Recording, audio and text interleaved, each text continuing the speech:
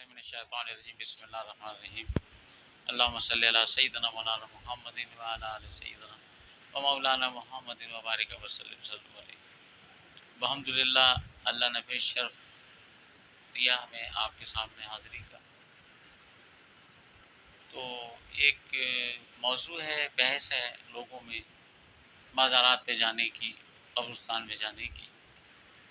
پہلی تو بات یہ ہے کہ آقا رسول کریم صلی اللہ علیہ وسلم نے قبرستان جانا سنت قرار دیا۔ آپ ہر جمعے کو جنت البقیع جایا کرتے تھے اور تمام قبر والوں کے لیے، تمام اہل قبور کے لیے آپ دعا فرماتے تھے، ان کی بخشش کی دعا، ٹھیک ہے، اگر جو گناہ گار ہے اس کے بخشش کی، جو نیکوکار ہے اس کے درجات بلند کرنے کی دعا، ٹھیک ہے، یہ عام بات ہے۔ اور اپنے والدین نہیں ہیں تو والدین کے قبروں پہ بھی جانے کا حکم ہے اور ان کے لیے ایصال کرنے کا حکم ہے، وہ انتظار کرتے ہیں۔ یہ تو ہو گیا محبت والا پہلو۔ اور دوسرا پہلو یہ ہے کہ ہم رہتے ہیں مکانوں میں، بلڈنگوں میں، بنگلوں میں، تو جب سرکار نے کہا کہ آپ قبرستان جا کر وہاں پہ دیکھا کرو، تو تمہیں یہ بات یاد آئے گی کہ آج اگر ہم بنگلے میں رہ رہے ہیں، بہت نرم بستر پہ لیٹے ہوئے ہیں، ٹھیک ہے نا، بیڈ پہ اچھے قسم کے بیڈ پہ لیٹے ہوئے ہیں، اے سی میں لیٹے ہوئے ہیں، پنکھے میں لیٹے ہوئے ہیں، کل مرنے کے بعد ہمیں کہاں آنا ہے؟ قبرستان، جہاں بالکل خاموشی ہے، جہاں پر بالکل اندھیرا ہے، مٹی ہی مٹی ہے، دھسی ہوئی قبریں بھی ہیں، اچھی قبریں بھی ہیں، وہاں پہ کوئی بچانے والا نہیں ہوگا، وہاں پہ کوئی قبر میں جا کر ہمیں کوئی بات کہنے والا نہیں ہوگا۔ یہ تمہیں یاد دلائے گی اپنی موت، اور جب موت یاد آتی ہے تو انسان گناہوں سے بچتا ہے۔ اس لیے سرکار نے جمعے کو جانے کے لیے بہت ترجیح دی ہے کہ آپ جمعے کو جایا کرو۔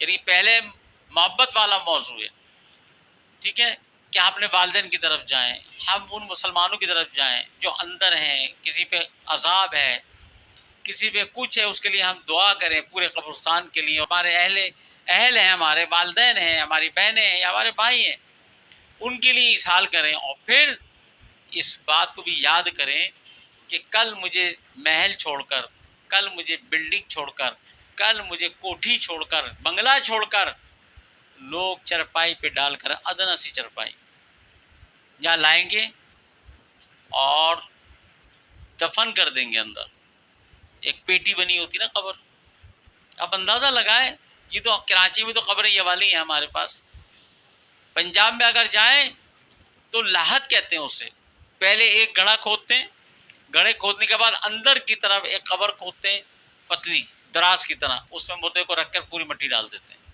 اندازہ لگائیں، وہاں نہ سانس ہے، نہ لائٹ ہے، نہ کچھ ہے۔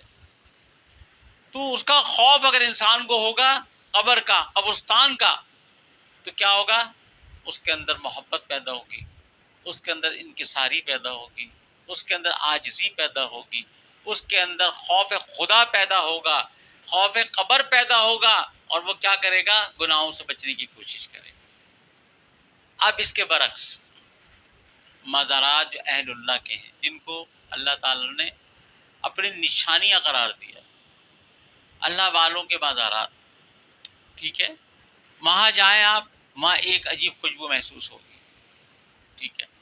وہ قبرستان ایک عام آدمی کے لیے ہیں جنہوں نے اپنی زندگی اللہ کے لیے گزاری، اپنے نفس کو مارا، روزے رکھے، راتوں کو جاگے، نمازیں پڑھی، وظائف کیے، اللہ کے اسم اعظم پڑھے، ان کا ہاتھ اللہ کا ہاتھ بن گیا۔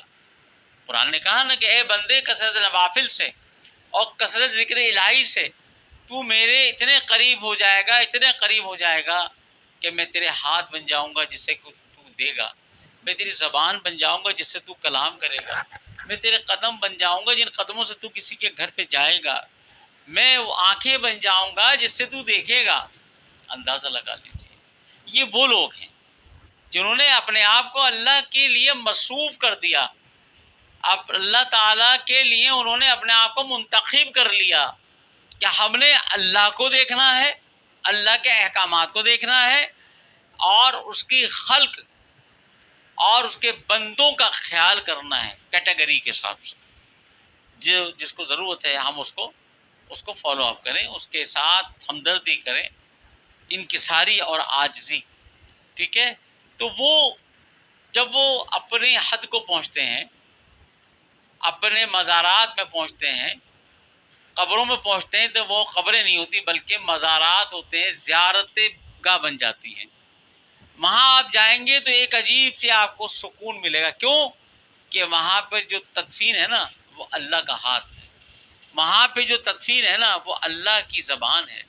وہاں پہ جو تدفین ہے نا وہ اللہ کا پاؤں ہے. وہاں پہ جو تدفین ہوئی ہے وہ اللہ کی آنکھ ہے. اور جہاں پر اللہ کے کان ہیں وہ سب اندر ہیں. جب وہ اللہ کے کان، اللہ کی آنکھیں، اللہ کے پاؤں، اللہ کے ہاتھ، یہ جب سب وہاں ہوں گے تو اللہ تو ایک نور ہے نا، تو وہاں پہ ایک نورانی کیفیت طاری ہوتی ہے. انسان کو قلب میں سکون ملتا ہے. اور جب ہم وہاں جا کر ان کا وسیلہ دے کے اللہ سے مانگتے ہیں تو الحمدللہ چونکہ وہاں پہ اللہ کا ہاتھ موجود، ٹھیک ہے نا، اللہ کا پاؤں موجود، اللہ کی آنکھیں موجود، جو اللہ نے کہا تھا بندوں کے لیے، اے میرے بندے کثرت نوافل اور کثرت ذکر الہی سے میں تیرے اتنے قریب ہو جاؤں گا کہ میں تیرا ہاتھ پاؤں ہر چیز اعضا بن جاؤں گا. پھر وہ مقام آتا ہے کہ جن لوگوں نے اللہ کے لیے اپنی زندگی بتا دی، اپنے نفس امارہ کو مارا، اپنے خواہشات کو دفن کیے اس لیے کہ ہمیں آخرت چاہیے، ہمیں دنیا نہیں چاہیے، تو اب ان کے اللہ تعالیٰ نے ان کے مزار کو زیارت گاہ بنا دیا. ٹھیک ہے. اب رہی بات اس بات کی کہ لوگ وہاں سجدہ کرتے ہیں. ٹھیک ہے. تعظیمی سجدہ بھی منع ہے. اور جو اعلیٰ حضرت فرماتے ہیں کہ ہمیں اہل اللہ کے مزاروں سے تقریباً دور رہنا چاہیے، وہاں ہاتھ نہ لگائیں. اس کا مطلب یہ نہیں کہ وہ شرک ہوگا، یہ بات نہیں ہے. اس لیے کہ وہ نور اعلیٰ نور ہیں، ہم ناقص ہیں، ہم ناپاک ہیں. اس لیے اگر ہم ہاتھ لگائیں گے تو وہ بے ادبی ہوگی، ایسا نہ ہو کہ ہم پکڑ میں آ جائیں. ادب کی وجہ سے منع کیا اعلیٰ حضرت نے. اس کا مطلب یہ نہیں ہے کہ دیکھو جی آپ کے بھی اکابرین نے منع کیا ہے، قبروں پہ نہیں جانا چاہیے، دور رہنا چاہیے. کیوں؟ اس کی دلیل میں یوں دے دوں. کسی نے پوچھا کہ بھئی والدین کی قبروں پہ جا کر ان کو بوسہ دے سکتے ہیں؟ تو انہوں نے کہا کہ ہاں دے سکتے ہیں، ان کے قدموں پہ جا کے بوسہ دے سکتے ہیں. کیوں کہ وہ آپ ان کا گوشت و پوشت ہیں، آپ انہوں نے آپ کی پرورش کی ہے، آپ کو گودوں میں کھلایا ہے. ٹھیک ہے. کیونکہ وہ پیر تو ہیں، آپ کے بچپن میں پیر ہیں. سب سے پہلے پیر تو ماں ہوتی ہے، باپ ہوتا ہے. ٹھیک ہے. لیکن ان کا مقام ایک الگ ہے. ٹھیک ہے. لیکن اہل اللہ جس کے لیے اللہ نے کہہ دیا کہ میں اس بندے کا ہاتھ ہوں، میں پاؤں ہوں، میں زبان ہوں، ٹھیک ہے، میں کان ہوں، میں آنکھیں ہوں، تو وہاں پہ کیا ہے؟ وہاں نور اللہ نور ہے. وہاں جائیں آپ، وہاں قرآن کریم پڑھیں. جو قرآن آپ گھر میں پڑھتے ہیں نا وہ وہاں جا کے پڑھیں گے، قرآن کریم کی تلاوت کریں گے، 70 گنا وہاں سے آپ کو فیض ملنا ہے. اور پھر جا کر با ادب ہو کر سار جھکا کر بیٹھیں کہ یہاں پر اللہ کے ولی ہیں، پاک ہستی ہیں، مجسم نور ہیں.